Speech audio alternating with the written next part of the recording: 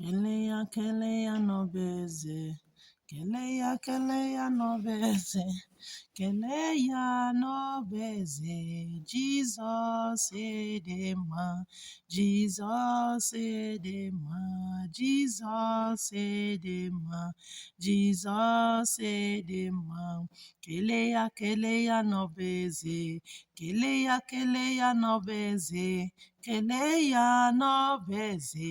Jizọs dị mma, Jizọs dị mma, Jizọs dị mma, Jizọs dị mma. Good morning, good afternoon, good evening, my dear brothers and sisters. Anyị ga-eleba n'anya n'akwụkwọ nsọ ihe gbasara stay with God. No matter ihe ọbụla ị na-agabiga, n'osi ike n'ime Chineke Nna. Buru ihe n'obi, as long as na ị mere accept Christ in your life, ekwensu ga na-agba gị mgba so that ka ị wee dachapụ, and ị dachapụ ya wee nweta gị. O ji cut all your life short because ekwensu adịghị arahụ ụra, ọ dị ezu ike. Ọ na-agbagharị na-achụgharị ụmụ Chukwu ayara ayara. Ọ na-ewere problem na-eti ha n'ahụ. And all those things Chineke Nna na-permit ya, because without Chineke Nna permit ya, ekwensu agaghị eme anything. Check the case of Job. Before ekwensu eje mee Job attack, o bu ụzọ wee nana permission. Chineke na-asị ya emetụna mkpụrụ obi ya aka. Ekwensu agaghị abịa eme gị attack without God permission. And Chineke Nna permitiri ya so that ka iwe na-ekpesi ekpere ike, ka iwe nọsi ike n'ebe ọ nọ. Because without na nwere problem n'ụwa, ifu na onwe onye ga na-eje ụka, onwe onye ga na-akpọku Chineke Nna. So as long as na ị nọ n'ụwa, wee na nwante na ị ga na-agabiga, and that thing emena gị ịda mba n'ebe Chineke Nna nọ. Kwudosi ike. All those things will try your faith. Chineke Nna ga na-azọpụtakwa gị na ya. Ka anyị lee n'anya n'akwụkwọ nsọ na the book of 2 Kings chapter 1 verse 4 and 5. I read, "Now therefore, thus said the Lord, thou shalt not come down from that bed on which thou art gone up, but shalt surely die." And Elijah departed, and when the messenger turned back unto him, he said unto them, "Why are ye now turning back?" Amen. My dear brothers and sisters, in the book of 2 Kings 1, verse 4 to 5, ego ya from 1 ya na-agbadata. Ọ na-akọwa maka one king ahụ na-adịrọ. Instead of that king ịchọ the prophet ka o mee ọjọọ ihe na-eme, the king eje jụwa for idol, jee jụwa for Chinua Baby, jee mewe inquiry for Chinua Baby. Iwe Chineke Nna n'ebe the king nọ. Chineke na-ezigazi Elijah, ya jee gwa the king na that king na ọ ga-arịtu na that ọrịa ahụ nọ n'elu bed, na ọ ga-anwụrịrị. The king eji iwe send ya so many soldiers ya ka egbuo Elijah for where ọ succeeded. But that okwu ọnụ Chineke Nna sent from Elijah mechara bịa to pass, because the king has survived the sickness. The king nwụrụ. Why o ji wee nwụọ? Because ọ hapụrụ Chineke Nna, because of o nwere ọrịa n'ahụ. Ọ hapụ ije mee inquiry, hapụ prophet ndị ọ ga-eme, hapụ ndị ụkọchukwu ọ ga-ajụ ese, gịnị wụ the problem of sickness, gịnị wụ the cause of this sickness. Ọ hapụ oje na-ajụ ndị native doctor, je na-eme inquiry na another gods. Chineke na-ewe iwe si na anọ nwere ozi Chineke Nna n'Israel ọ ga-eme inquiry ka ọ jụọ ihe na-eme. Anọ nwere ozi prophet ọ ga-ajụ ajụjụ, ojeje jụwa from Chinua Baby. Ọkwa otu a ka ọ dị gị Nwachukwu. Inwe ha n'obere problem, ịgbagawa native doctor, ịgbagawa na ndị marine water, ịgbagawa na mmiri, a na-asa gị ahụ, a na-achụ aja n'isi gị, a na-awụsa gị ọbara ewu, na-awụsa gị ọbara ọkụkọ, na-ewere course of course na-eti gị n'ahụ.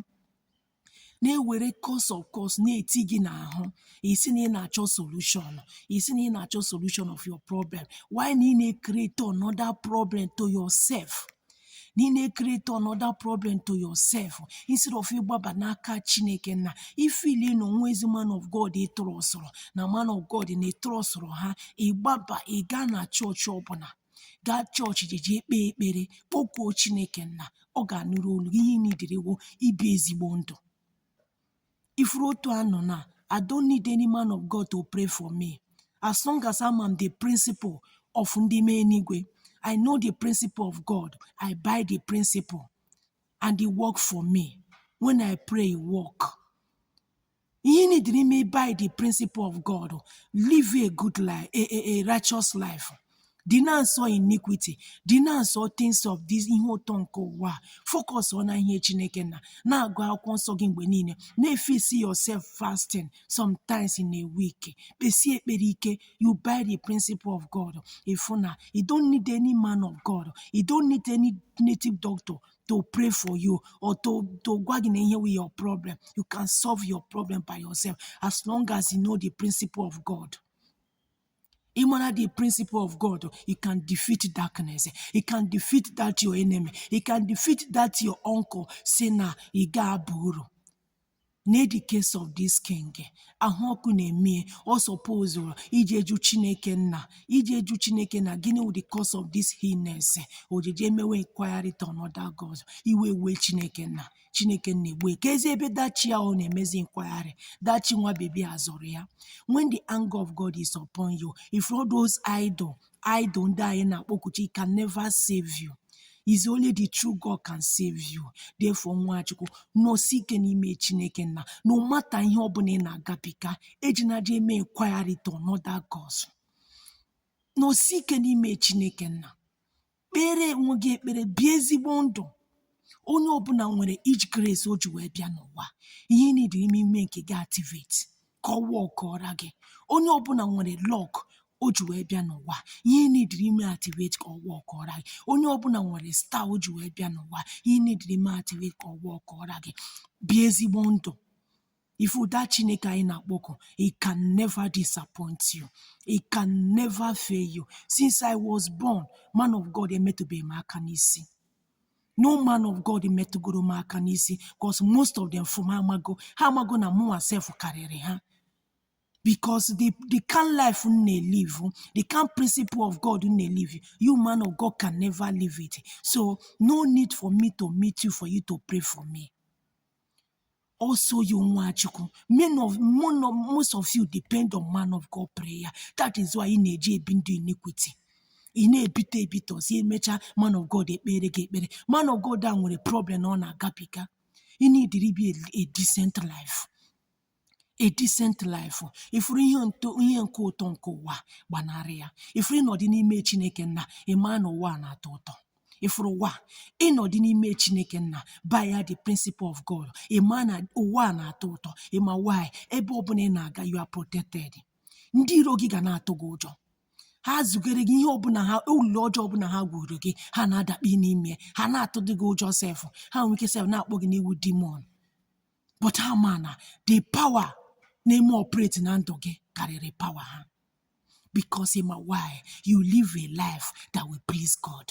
You live a life that give God glory. Yima the principle of ndị menigwe. By the principle, ka ifu otu things ga-esi wee gara gị. Ka ifu na onwere man of God ga-aka gị wee dị holy. Ka ifu na onwere onye ọbụla ga-anụkata bịa sị na ọ na-ekpere gị ekpere. Why na ọ gịwa gị ekpere onye ahụ ekpere? He need n'ime by the principle of God. Enwena obere ihe sheke gị wee n'ụwa, as long as na ị nọ n'ụwa, o nwere one challenge ka na-agapịka. Otu aka Chineke na-asi wee dosia so that ka i wee na-ekpepe ekpere. Chineke na mere gị everything ọ dị perfect. Ifu na onwe onye ga na-eje chọọchị, onwe onye ga na-akpọku Chineke nna.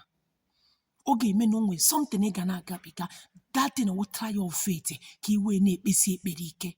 Not that thing zute gị ịgbahapụ Chineke nna. Gbahapụ Chineke nna jeje gbaga na idol. From there, ewere ma ndị na-eje na mmiri, ma ndị na-achọ nwa ejewe na mmiri. Time nwa ga-eji wee baara gị uru, ekwensu anana gị ya because ọ ya wanyere gị dị nwa.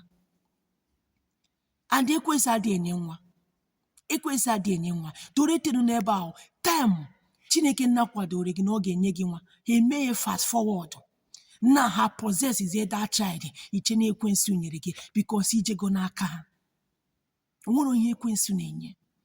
Ihe ahụ Chineke nna na-enye anything because of na ọ na-afụ ihe niile. Ọ mee ya fast forward. Ya na edere gị na ị ga-amụ nwa, na ị ga-amụta nwa 2 years time, and iji nekịta na-achọ nwa. Because na ịbịakwutere ekwensu ịbịa na mmiri, o ji enye gị under 6 months. Ọ fast forward onye okwu ọnụ Chineke nna na ndụ gị to make sure na ọ ga-destroy that your destiny. But many people don't know. But when you stay with God, ịta dị afọ dị n'ime ifu na ị ga-aka nka. Ị ga-eme that thing enjoy ka nka. Ị wụrụ unstoppable human being. No power can defeat you because you know God. As the one with God is with majority. No power can defeat you when you are with God. If you not go again, defeat her.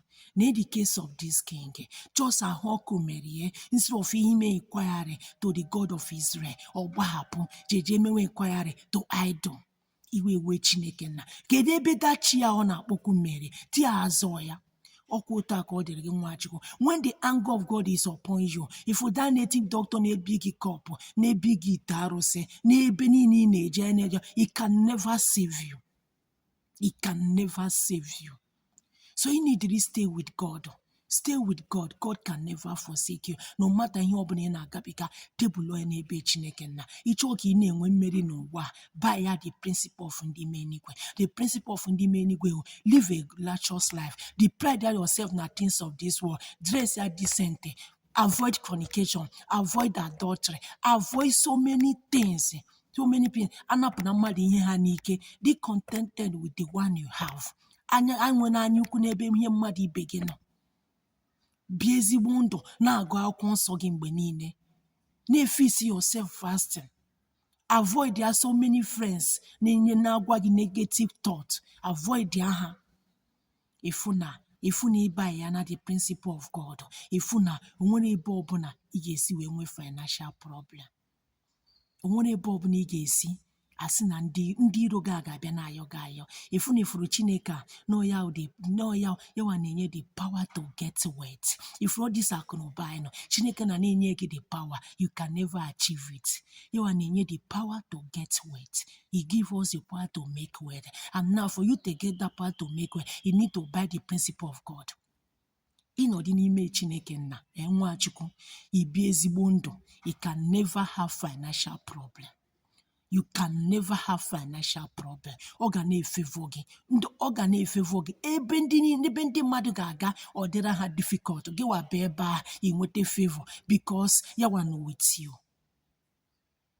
Therefore, Nwachukwu, akwụkwọ nsọ na-agwa gị, stay with God. Mgbe ị na-ebi ezigbo ndụ, wee kwesị ị na-ejegharị iji eme inquiry na idol God. Wee stay n'ime Chineke na no matter ihe ọbụla ị na-agabiga. Ifu na ọ ga-egbono gị dat mkpa, ọ ga-egbupụrụ gị dat mountain na ifili no ya your problem. Ọ ga-egbupụrụ gị ya. And the most important thing, by ya the principle of God. No, the principle of ndị ime eluigwe. Ifu na you can never have financial problem. You can never have any sickness. Your family can never lack because ị na-ebi ndụ na-please Chineke nna. Ifu na ndị iro ga ma that your uncle, ma those people na-achụgharị gị ga-emecha bow to you. Your life will be a testimony. We na-eme nke a, ifu na Chineke na ga-grant all your heart desire. In Jesus' name, amen. This message is coming for Evangelist Chidimma. Remain blessed in Jesus' name, amen.